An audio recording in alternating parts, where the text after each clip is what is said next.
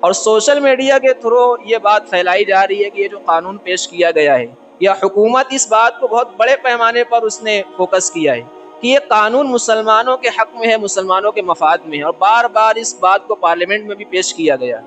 جبکہ اس قانون کا اگر حقیقت سے منصفانہ اس کا جائزہ لیا جائے تو اس قانون میں سراسر یہ بات پیش کی گئی ہے کس طرح سے مسلمانوں کی مساجد کو، مدارس کو اور خانقاہوں کو ہڑپ لیا جائے۔ اس طرح کی جو دینی اور تبلیغی اعتبار سے یا مرکزی اعتبار سے جو عمارتیں پائی جاتی ہیں، اس کے اندر جو معاملات انجام دیے جاتے ہیں یا یہ کہ جو مشاغل یہاں پر انجام پاتے ہیں، اس کی بنیاد پر ہماری دینی بیداری ہمارے دلوں کے اندر باقی رہتی ہے۔ اگر مساجد کو ختم کر دیا جائے تو جو لوگ محلے میں مسجد موجود ہونے کی بنیاد پر صرف جمعہ کی نماز پڑھنے کے لیے مسجد میں آ جاتے ہیں، یہ لوگ ایک وقت کی نماز پڑھنا بھی چھوڑ دیں گے۔ تو آج حکومت یہی چاہتی ہے کسی طرح سے ہماری مساجد کو برباد کر دے اور ہمارا جو دینی اور ایمانی تعلق ہے اللہ تبارک و تعالیٰ سے، اس تعلق کو ختم کر دیا جائے۔ آج مسلم پرسنل لا بورڈ نے اس بارے میں جو بھی اقدامات کرنے شروع کیے ہیں، ہم سب کی یہ ذمہ داری ہے کہ ہمارے اکابرین اور قائدین کی طرف سے وقف ایکٹ سے متعلق جو بھی گائیڈ لائن یا رہنما خطوط جاری کیے جائیں، ہم سب اس کے مطابق مکمل تعاون کرنے کی کوشش کریں۔ یاد رکھیے کہ کسی بھی تحریک کو کامیاب کرنے کے لیے یا اقدامی شکل میں اس کو پہنچانے کے لیے صرف قائدین کا آگے بڑھ جانا یہ کافی نہیں ہوتا ہے، جب تک کہ عوام کا تعاون، ان کا سپورٹ حاصل نہ ہو۔ بسم اللہ الرحمن الرحیم، الحمد للہ وکفی وسلام علی عباده الذین اصطفى، اما بعد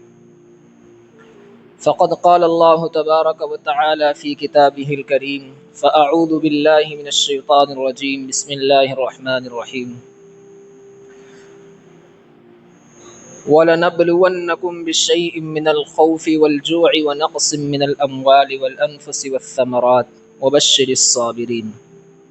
صدق اللہ العظیم۔ محترم بزرگوں اور دوستوں، اللہ تبارک و تعالی نے قرآن کریم میں یہ بات ارشاد فرمائی ہے کہ ہم ضرور بالضرور تم کو آزمائیں گے۔ وَلَنَبْلُوَنَّكُمْ بِشَيْءٍ مِّنَ الْخَوْفِ، کبھی ایسا ہوگا کہ اللہ تبارک و تعالی کچھ خوف کے ذریعے سے ہمیں آزمائے گا، اور آگے یہ بات ارشاد فرمائی کہ وَلَنَبْلُوَنَّكُمْ بِشَيْءٍ مِّنَ الْخَوْفِ وَالْجُوعِ، کبھی ایسا ہوگا کہ اللہ تبارک و تعالی بھوکا رکھ کے آزمائش کرے گا۔ وَنَقْصٍ مِّنَ الْأَمْوَالِ، اور کبھی ایسا ہوگا کہ اللہ تبارک و تعالی مال و دولت کے اندر کمی کر کے اپنے بندوں کو آزماتا ہے۔ اور آگے یہ بات ارشاد فرمائی کہ وَبَشِّرِ الصَّابِرِينَ، کہ اے نبی صلی اللہ علیہ وسلم آپ ان بندوں کو خوشخبری سنا دیجئے جو کہ صبر کرنے والے ہیں، کہ الذین اذا اصابتهم مصیبۃ قالوا انا للہ وانا الیہ راجعون، کہ جن کو جب کسی بھی طرح کی مصیبت پہنچتی ہے تو یہ کہتے ہیں کہ ہم اللہ ہی کے لیے ہیں اور ہم کو اللہ تبارک و تعالیٰ کی طرف ہی لوٹ کر جانا ہے۔ اس آیت مبارکہ میں اللہ تبارک و تعالیٰ نے واضح طور پر یہ اعلان فرمایا ہے کہ وہ اپنے بندوں کو آزمائے گا، چاہے وہ خوف کی شکل میں آزمائے یا بھوک کی بنیاد پر آزمائے، یا یہ کہ مال و دولت کے اندر کمی کر کے تنگ دستی اور فقر و فاقے کی بنیاد پر آزمائے۔ بہرحال اللہ تبارک و تعالیٰ اپنے بندوں کی آزمائش فرماتا ہے۔ موجودہ زمانے میں ہم اگر اپنے ملک کے حالات کو دیکھتے ہیں تو ابھی حال ہی میں وقف امینڈمنٹ بل پارلیمنٹ کے اندر پیش کیا گیا، وہ وہاں سے بھی پاس ہو گیا، پھر اس کے بعد اوپر سے بھی پاس ہو کر حتیٰ کہ صدر جمہوریہ نے اس کے اوپر دستخط بھی کر دیا۔ پہلے تو یہ بات سمجھیے کہ وقف کی ہماری شریعت میں کیا حیثیت ہے۔ وقف کا یہ مفہوم فقہائے کرام نے بیان فرمایا ہے کہ بندہ اپنی ملکیت کی کسی بھی چیز کو، چاہے وہ زمین و جائیداد ہو یا اس طرح کی اور کوئی چیز ہو، ہمیشہ کے لیے اللہ تبارک و تعالیٰ کی رضامندی کی خاطر اللہ کے راستے میں وقف کر دیتا ہے۔ چاہے وہ مسجد کے لیے اپنی جگہ کو وقف کرے یا مدرسے کے لیے وقف کرے یا قبرستان وغیرہ یا عیدگاہ وغیرہ کے لیے اپنی جگہ کو وقف کرے، تو ہر وہ چیز جو اللہ تبارک و تعالیٰ کی رضامندی کی خاطر ہمیشہ کے لیے بندہ وقف کر دیتا ہے۔ وقف کا یہ حکم فقہائے کرام نے بیان فرمایا ہے کہ وقف کی زمین میں وراثت جاری نہیں ہوگی۔ اگر باپ نے اگر اپنی زمین کو وقف کر دیا ہے تو اب اس میں بیٹوں کا کوئی حق نہیں ہوگا، اور وقف کی زمین کی خرید و فروخت بھی نہیں کی جا سکتی۔ اب وہ صرف اور صرف اللہ تبارک و تعالیٰ کی ملکیت شمار ہوگی، اور اس کو جس مصرف میں وقف کیا گیا ہے اسی مصرف میں اس کا استعمال کرنا ضروری ہوگا۔ یہ حیثیت ہماری شریعت میں وقف کی بیان کی گئی ہے۔ اب صدیوں سے یہاں پر مسلمان موجود تھے اور اب تک موجود ہیں، تو بڑی مقدار میں مسلمانوں نے ہندوستان میں وقف کی ہیں اپنی زمینیں، اپنی جاگیریں، اپنی جائیداد وغیرہ۔ اب یہ جو زمینیں ہیں، یہ جو پراپرٹی ہے، یہ کروڑوں ایکڑ کے اعتبار سے، لاکھوں ایکڑ کے اعتبار سے پائی جاتی ہے، جس کی مقدار بعض لوگوں کی طرف سے یہ بیان کی گئی کہ تقریباً 9 لاکھ ایکڑ زمینیں آج ہمارے ملک میں پائی جاتی ہے وقف کے اعتبار سے، اور بھی مختلف تعداد لوگوں نے بیان کی ہے۔ اب اتنی بڑی مقدار میں وقف کی زمینیں ہمارے ملک میں موجود ہیں، چاہے جو بھی تعداد ہو، تو ایک بہت بڑی مقدار وقف کی زمینوں کی پائی جاتی ہے۔ اب حکومت وقت، اس کا کام یہی ہے کہ مسلمانوں کو تکلیف پہنچانا یا کسی بھی طرح سے مسلمانوں کو ڈرانا، ان کو سہمانا۔ اب یہ بل پیش کر کے حکومت وقت نے یہ تاثر دیا ہے کہ اب ہم سے ہماری مسجدیں، ہمارے مدارس، ہماری خانقاہیں، ہماری عیدگاہیں اور ہمارے قبرستان بھی حکومت ہم سے چھیننا چاہتی ہے۔ وقف امینڈمنٹ بل جو 2024 میں پیش کیا گیا تھا، فی الحال اس کے اندر جو تبدیلیاں کی گئی ہیں وہ ایسی تبدیلیاں ہیں کہ اس کی بنیاد پر یہ جو بڑی مقدار میں زمینیں وقف کے اعتبار سے ہمارے پاس پائی جاتی ہیں، یہ سب کچھ ہمارے ہاتھ سے نکل جائے گا۔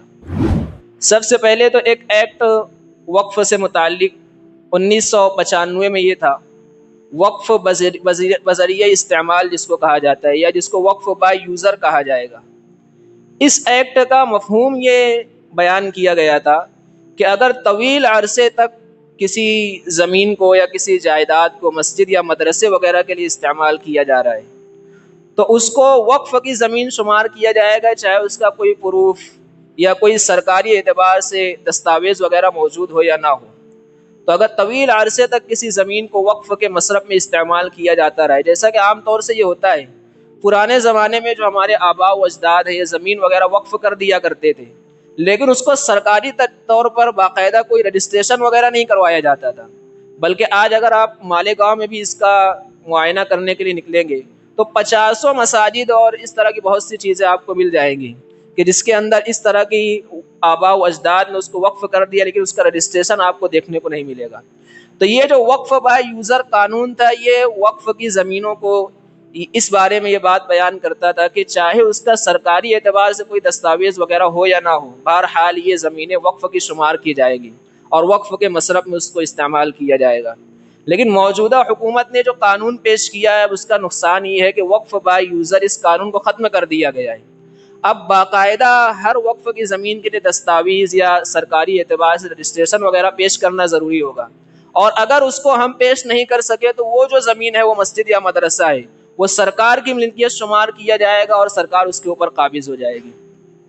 ایسے ہی ایک قانون 1995 میں یہ بیان کیا گیا تھا کہ لمیٹیشن ایکٹ پیش کیا گیا تھا، اور اس میں لمیٹیشن ایکٹ سے وقف کی زمینوں کو مستثنی قرار دیا گیا تھا۔ لمیٹیشن ایکٹ کا مفہوم یہ ہوتا ہے کہ اگر کوئی شخص کسی کی جگہ پر 12 سال یا اس سے زائد قبضہ کر لے تو جو قابض شخص ہے وہ اس جگہ کا مالک شمار کیا جاتا ہے، چاہے اس کا وہ قبضہ حلال طریقے سے ہو یا حرام طریقے سے ہو، جائز ہو یا ناجائز ہو۔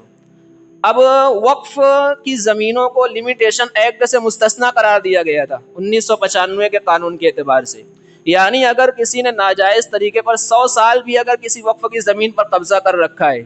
تو وقف بورڈ کو اس بات کا اختیار تھا کہ وہ کورٹ میں مقدمہ دائر کر کے اپنی اس زمین کو واپس لے سکتا ہے۔ لیکن موجودہ جو قانون پیش کیا گیا اس میں یہ بات ہے کہ جو لمیٹیشن ایکٹ سے وقف کی زمینوں کو مستثنی قرار دیا گیا تھا، اس استثناء کو بھی ختم کر دیا گیا ہے کہ اب جو شخص وقف کی زمینوں پر قابض ہے اس کے قبضے کو اس کی ملکیت شمار کیا جائے گا۔ اب ظاہر سی بات ہے، اگر پورے ملک کا جائزہ لیا جائے تو آپ غیر مسلموں کو چھوڑ دیجئے، مسلمانوں کی ایک بڑی تعداد مساجد اور مدارس کی بہت ساری جگہوں پر قابض ہے اور اس کو چھوڑنے کے لیے تیار نہیں ہے، اور غیر مسلموں نے تو آزادی کے بعد سے بہت بڑے پیمانے پر وقف کی زمینوں پر مسلمانوں کی جائیداد پر قبضہ کیا ہے۔ اب اگر اس ایکٹ کو بھی ختم کر دیا جاتا ہے، وقف بورڈ کو جو حاصل تھا، تو اس کی بنیاد پر جو ناجائز قبضے بہت ساری زمینوں پر ہمارے پائے جاتے ہیں، اس کو ہٹانے کا کوئی سلوشن یا کوئی حل ہمارے پاس موجود نہیں ہوگا۔ تو موجودہ حکومت نے یہ بھی ایک تبدیلی وقف قانون کے اندر کی ہے۔ ایسے ہی ہماری بہت سی مساجد یا قدیم دین مذہبی عمارتیں وہ ہیں جن کو آثار قدیمہ کے حوالے کر دیا گیا، یعنی جو مسجدیں صدیوں سے پہلے بنائی گئی، 400 سال 500 سال 1000 سال جن مساجد کو ہو گیا، یا اس طرح کی جو مذہبی عمارتیں ہیں، اب اس کو آثار قدیمہ کے حوالے کر کے یہ بات کہی گئی ہے کہ یہ جو زمینیں ہیں اب یہ آثار قدیمہ کی ملکیت شمار کی جائے گی۔ اب ظاہر سی بات ہے کہ جس مسجد میں ہم مسلمان 400 سال 500 سال سے نماز پڑھتے آ رہے ہیں، اب اگر اس کو آثار قدیمہ کی ملکیت اگر قرار دیا جائے تو جو جس کی ملکیت ہے اس میں جس طرح سے چاہے تصرف کر سکتا ہے۔ اب آثار قدیمہ اگر یہ حکم نامہ جاری کر دے کہ اب اس میں مسجد میں نماز نہیں پڑھی جائے گی تو مسلمانوں کو وہاں پر نماز پڑھنے کا کوئی رائٹ نہیں ہوگا۔ تو یہ اس قانون کے اندر یہ بھی ایک تبدیلی کی گئی ہے، اور سوشل میڈیا کے تھرو یہ بات پھیلائی جا رہی ہے کہ یہ جو قانون پیش کیا گیا ہے، یا حکومت اس بات کو بہت بڑے پیمانے پر اس نے فوکس کیا ہے کہ یہ قانون مسلمانوں کے حق میں ہے، مسلمانوں کے مفاد میں ہے، اور بار بار اس بات کو پارلیمنٹ میں بھی پیش کیا گیا، جبکہ اس قانون کا اگر حقیقت سے منصفانہ اس کا جائزہ لیا جائے تو اس قانون میں سراسر یہ بات پیش کی گئی ہے کس طرح سے مسلمانوں کی مساجد کو، مدارس کو اور خانقاہوں کو ہڑپ لیا جائے۔ تو ہمیں یہ جو قانون پیش کیا گیا ہے فی الحال اس کی نزاکت کو سمجھنا، اور اس کے مطابق ہمارے اکابرین اور قائدین کی طرف سے جو باتیں پیش کی جاتی ہے اس کو سمجھنا اور اس کے مطابق عمل کرنا ضروری ہے۔ یہ ہماری مذہبی شناخت کا مسئلہ ہے۔ اگر یہ صرف سیاسی بازیگروں کی سیاست تک محدود ہوتا تو الگ بات تھی، جیسا کہ بہت سارے مسائل یہ لوگ پیش کرتے ہیں، لیکن یہ جو قانون حکومت نے پیش کیا یہ ایک ایسا قانون ہے کہ ہم سے ہماری مساجد، ہمارے مدارس، ہماری خانقاہیں، حتیٰ کہ ہمارے پاس اپنے مردوں کو دفن کرنے کے لیے قبرستان کی جگہ تک نہیں ہوگی کہ ہم اپنے مردوں کو کہاں پر دفن کریں گے۔ ہمارے پاس نماز پڑھنے کے لیے مساجد نہیں ہوں گے کہ ہم وہاں پر جا کر باجماعت نماز ادا کر سکیں۔ تو بہت ہی خطرناک قانون منصوبہ بند طریقے پر آج کی حکومت نے پیش کیا ہے۔ ایسے ہی وقف سے متعلق ایک قانون یہ تھا کہ وقف سے متعلق جو قوانین تھے اس کو اسپیشل قانون قرار دیا گیا تھا، یعنی جو وقف بورڈ کے سے متعلق جو خاص قوانین تھے، اب اسپیشل قانون قرار دینے کا اس کا فائدہ یہ تھا کہ اگر اسپیشل قانون، سپریم کورٹ کا یہ حکم نامہ ہے کہ اگر کوئی اسپیشل قانون کسی جنرل قانون سے اگر ٹکرا جاتا ہے تو جو اسپیشل قانون ہے اس کو فوقیت دی جاتی ہے۔ اب ہوتا یہ تھا کہ وقف کے قانون سے اگر کوئی دوسرا قانون حکومت کا ٹکرا جاتا تھا تو اس صورت میں وقف بورڈ سے متعلق جو قوانین نامزد کیے گئے تھے ان قوانین کو ترجیح دی جاتی تھی اور دیگر قوانین کو کنارے کر دیا جاتا تھا۔ لیکن یہ جو اسپیشل قانون ہونے کی حیثیت تھی حکومت نے اس کو بھی ختم کر دیا ہے، کیا وقف سے متعلق جو قوانین ہیں اس کو بھی بالکل عام سے قانون کی حیثیت حاصل ہوگی۔ ایسے ہی آپ دیکھیے کہ دیگر جتنے بھی مذہب ہیں، چاہے وہ ہندو ہوں، سکھ ہوں، عیسائی ہوں یا بدھسٹ ہوں، ہر ایک کے وقف سے متعلق یا وہ لوگ جو دان دیتے ہیں اپنے مذہبی اعتبار سے، یہ قانون ہے کہ اس میں جو بورڈ کے اراکین اور ذمہ داران ہوں گے ان کے اپنے مذہب کے ماننے والے ہوں گے۔ ہندوؤں کا اگر وقف بورڈ ہے یا ان کی اس طرح کوئی کمیٹی ہے تو اس کے اندر ان کے جو اراکین ہوں گے بورڈ کے اندر وہ ہندو مذہب سے تعلق رکھنے والے ہوں گے۔ سکھوں کا اگر اس طرح کا کوئی بورڈ ہے تو وہ سکھ مذہب سے تعلق رکھنے والا ہی شخص اس کا رکن بن سکتا ہے۔ اور پہلے ہمارے وقف بورڈ سے متعلق بھی قریب یہی قانون تھا، لیکن ابھی حکومت نے یہ قانون پیش کیا ہے کہ اب وقف بورڈ کے اندر لازمی طور پر 2 غیر مسلموں کو بھی شامل کیا جائے گا۔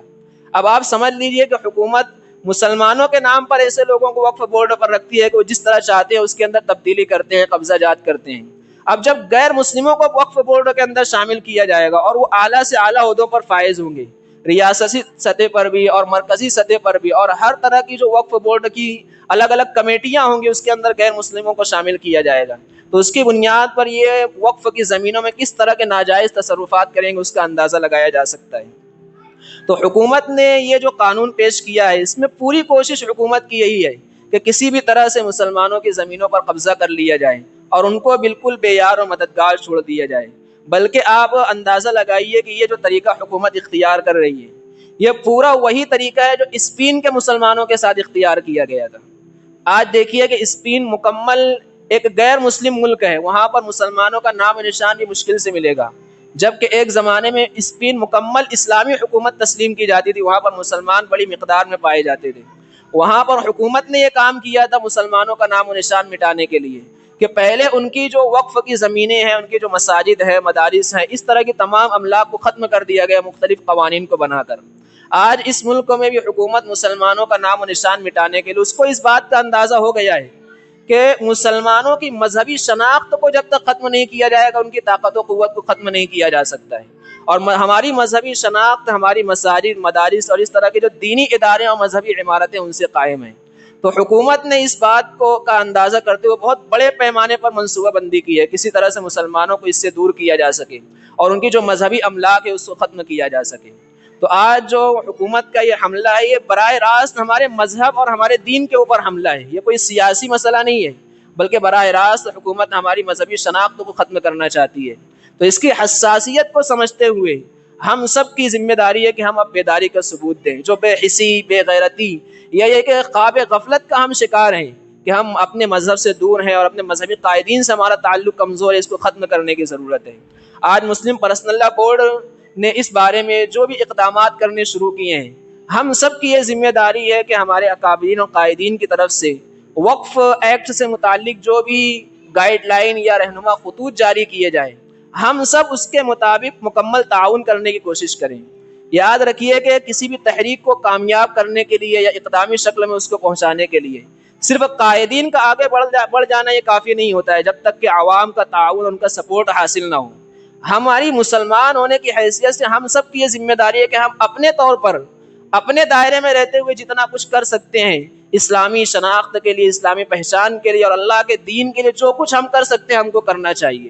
آج بڑا المیہ یہ ہے کہ ہم یہ سمجھتے ہیں کہ یہ سارا کام دوسروں کے کرنے کا ہے یا فلاں اس کام کے کرنے کا ذمہ دار ہے اور ہم اپنے آپ کو ان ذمہ داریوں سے سبکدوش سمجھتے ہیں. تو ایسا کرنا درست نہیں ہے، بلکہ آج کے حالات کو سمجھتے ہوئے جو کچھ گائیڈ لائن یا جو کچھ قوانین ہمارے سامنے پیش کیے جائے اس کے مطابق عمل کرنا ضروری ہے. اور قائدین کو صرف کوستے رہنا، سوشل میڈیا پر ان کے خلاف لکھتے رہنا، اس سے کچھ حاصل نہیں ہونے والا ہے، بلکہ اسلام دشمنوں کو اس سے اور موقع ملتا ہے ہمارے تعلقات کو کمزور کرنے کا. یہ بات سمجھیے کہ ہمارے جو قائدین ہیں، ہمارے اکابر علماء ہیں، یہ کوئی معصوم فرشتے نہیں ہے کہ ان سے کبھی کوئی غلطیاں نہیں ہو سکتی ہے. اگر ان سے غلطیاں ہو جائے تو ان کو نظر انداز کرنا چاہیے. اور جو مثبت لائے عمل ہمارے قائدین اور اکابرین کی طرف سے آتا ہے اور اس میں ہماری مذہبی اعتبار سے رہبری اور خیر سگالی کی بات پائی جاتی ہے تو اس میں مکمل تعاون کرنا ہم سب کی ذمہ داری ہے. آج دیکھیے کہ ہماری شہری سطح پر بھی ہو سکتا ہے کہ پروٹیسٹ کیا جائے گا، احتجاج وغیرہ کیا جائے گا اس قانون کے خلاف.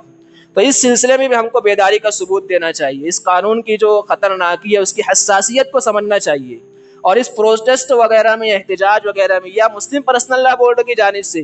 جو کچھ بھی رہنما خطوط جاری کیے جائیں اس کے اعتبار سے ہم سب کو تعاون کرنا چاہیے کہ جب کہ ہمارے مذہب کے اوپر حملہ ہو رہا ہے، اگر ہم ایک دوسرے کے ساتھ کھڑے ہوں گے تو اللہ نہ کرے کہ اسپین جیسے حالات آج ہمارے اوپر آ جائیں. اس ملک میں جو دہشت گرد لوگ ہیں یا جو لوگ یہ چاہتے ہیں کہ مسلمانوں کا نام و نشان مٹ جائے، وہ لوگ بس یہی چاہتے ہیں کہ ہم کسی طرح اپنے دین و ایمان سے دستبردار ہو جائیں. یعنی ان کی مکمل سازشیں، ان کی مکمل کوششیں یہ ہیں کہ ہمارے دین و ایمان سے ہم کس طرح سے دستبردار ہو جائیں. تو اپنے دین و ایمان کی حفاظت ہم اسی وقت کر سکتے ہیں جب کہ ہم اپنے دینی شعائر کی حفاظت کریں گے. اور ہمارے دینی شعائر میں یہی مساجد، مدارس، خانقاہیں اور اس طرح کی جو دینی اور تبلیغی اعتبار سے یا مرکزی اعتبار سے جو عمارتیں پائی جاتی ہیں، اس کے اندر جو معاملات انجام دیے جاتے ہیں یا یہ کہ جو مشاغل یہاں پر انجام پاتے ہیں اس کی بنیاد پر ہماری دینی بیداری ہمارے دلوں کے اندر باقی رہتی ہے. اگر مساجد کو ختم کر دیا جائے تو جو لوگ محلے میں مسجد موجود ہونے کی بنیاد پر صرف جمعہ کی نماز پڑھنے کے لیے مسجد میں آ جاتے ہیں، یہ لوگ ایک وقت کی نماز پڑھنا بھی چھوڑ دیں گے. تو آج حکومت یہی چاہتی ہے کسی طرح سے ہماری مساجد کو برباد کر دے اور ہمارا جو دینی اور ایمانی تعلق ہے اللہ تبارک و تعالیٰ سے اس تعلق کو ختم کر دیا جائے. تو اس وقف ایکٹ کی حساسیت کو سمجھیں اور اپنی ذمہ داری سمجھتے ہوئے جو بھی لائحہ عمل ہمارے اکابرین کی طرف سے پیش کیا جائے اس کو سمجھنا اور اس کے مطابق عمل کرنا ضروری ہے. اور سوشل میڈیا پر اور اس طرح سے دیگر پلیٹ فارمز پر بہت زیادہ ایسی باتیں اور ایسا پروپیگنڈا پیش کیا جا رہا ہے کہ جس کی بنیاد پر یہ جو وقف ایکٹ ہے اس کو غلط پہلو کے اعتبار سے ہمارے سامنے پیش کیا جا رہا ہے کہ بہت سے مسلمان بھی اس بارے میں غلط فہمی کا شکار ہیں. یعنی آپ سمجھیے کہ براہ راست یہ جو وقف ایکٹ پیش کیا گیا ہے اس میں حکومت نے مساجد پر قبضہ کرنے، مدارس پر قبضہ کرنے کی ٹھان لی ہے کہ ایک وقت وہ آ جائے گا کہ وہ جس مسجد کو چاہیں گے، کلیکٹر کو یہ اختیار سونپ دیا گیا ہے کہ اگر کلیکٹر کے پاس کسی بھی طرح کا تنازع پیش کیا جائے گا تو کلیکٹر کو اس بات کا فیصلہ کرنے کا اختیار دیا گیا ہے کہ جس مسجد یا مدرسے کے بارے میں چاہے گا فیصلہ کر دے گا کہ اب یہ مسلمانوں کی ملکیت نہیں ہے بلکہ اب اس کو سرکاری ملکیت قرار دینے کا اس کو رائٹ دے دیا گیا ہے. یا یہ کہ وہ جس جگہ کے بارے میں کہہ دے گا کہ اب یہ متنازع جگہ ہے تو وہاں پر ہمیں نماز پڑھنا، اپنے مدارس کو چلانا، اپنے دینی کاموں کرنے پر اسٹے لگا دیا جائے گا، پابندی لگا دی جائے گی۔ یعنی ایسے حساس اور نازک اعتبار سے جو قانون کے اندر جو نکات پیش کیے گئے ہیں کہ جہاں جہاں سے مسلمانوں کو اس بارے میں جکڑا جا سکتا ہے یا جہاں جہاں سے ان کو اس بارے میں نشانہ بنایا جا سکتا ہے، وہ ساری باتیں اس قانون کے اندر پیش کی گئی ہیں۔ اور آج المیہ یہ ہے کہ ہم مسلمان خود ہی اس بارے میں غفلت اور کوتاہی کا شکار ہیں۔ آپ دیکھیے کہ آپ اگر اپنے شہر مالیگاؤں کا بھی جائزہ لیں گے تو مساجد اور مدارس کی ایسی کتنی جگہ ہے جہاں پر خود ہمارے مسلمان بھائیوں نے قبضہ کر رکھا ہے۔ کرائے کی جو عمارتیں ہوتی ہیں وہاں پر مسلمان رہتے ہیں، کرایہ تک ادا نہیں کرتے ہیں مسجد اور مدرسے کا۔ تو اگر خود ہم لوگ اپنی مساجد اور مدارس کے ساتھ اس طرح کا سلوک کریں گے، ہم اگر اپنی مساجد اور مدارس کو آباد نہیں کریں گے تو بہرحال جو اسلام دشمن طاقتیں ہیں وہ اس طرح سے ہمارے ساتھ سلوک کریں گے۔ تو پہلے ہم سب کی یہ ذمہ داری بنتی ہے کہ ہم اپنی مساجد و مدارس کو آباد کریں، روحانی اعتبار سے، نماز پڑھنے کے اعتبار سے اور دیگر دینی پروگراموں میں شرکت کے اعتبار سے جب تک ہم اپنی مساجد کو آباد نہیں کریں گے تب تک اس طرح کے حالات ہمارے اوپر سے ختم نہیں ہونے والے ہیں۔ جب مسلمانوں نے اپنے دین و ایمان کو چھوڑ دیا ہے، اپنے اسلامی شاعر کو ترک کر دیا ہے، تب اسلام دشمن طاقتیں اس طرح سے ابھر کر آج ہمارے سامنے آ رہی ہیں۔ جب تک ہم اسلام پر مضبوطی کے ساتھ عمل پیرا تھے، ہمارے درمیان اتحاد و اتفاق قائم تھا، اس وقت تک اسلام دشمن طاقتوں کو اس طرح کی ہمت کرنے کی ان کو اس طرح کا کام کرنے کی ہمت نہیں ہو سکی۔ آپ دیکھیے کسانوں کے خلاف جو بل پیش کیا گیا، کسانوں نے انتہائی طویل جد و جہد کے بعد اس بل کو واپس کروایا ہے۔ اگر ہمارے سامنے یہ ایک نمونہ اور مثال موجود ہے کہ جب یہ کسان اس طرح کا کام کر سکتے ہیں کہ ان کے خلاف جو قانون پیش کیا گیا، انہوں نے شہادتیں پیش کی، سینکڑوں کی مقدار میں کسان شہید ہوئے اس بل کی مخالفت میں، انہوں نے شہید ہونا قبول کر لیا، لیکن اس طرح سے اپنے نظریات کے خلاف یا اپنے مفادات کے خلاف قانون کو قبول نہیں کیا۔ بالآخر حکومت کو گھٹنے ٹیکنے پڑے اور اس نے اس بل کو واپس کیا ہے۔ تو یہ جو کالا قانون وقف سے متعلق حکومت نے پیش کیا ہے، ہم سب کی ذمہ داری ہے کہ اپنے مساجد و مدارس اور اپنے دینی شعائر کی حفاظت کی خاطر اس سے متعلق مسلم پرسنل لا بورڈ یا ہمارے اکابرین کی طرف سے جو بھی گائیڈ لائن پیش کی جائے، جو بھی احتجاج یا پروٹیسٹ وغیرہ سے متعلق ہدایات ہمارے سامنے آئے، ہم سب کی ایک مسلمان ہونے کی حیثیت سے ذمہ داری ہے کہ ہم اس میں شریک ہوں اور آگے بڑھ کر اپنا تعاون اپنے دین و ایمان کے لیے پیش کریں۔ اللہ تبارک و تعالی ہم سب کی ان شر پسندوں سے حفاظت فرمائے۔ وآخر دعوانا الحمد للہ رب العالمین۔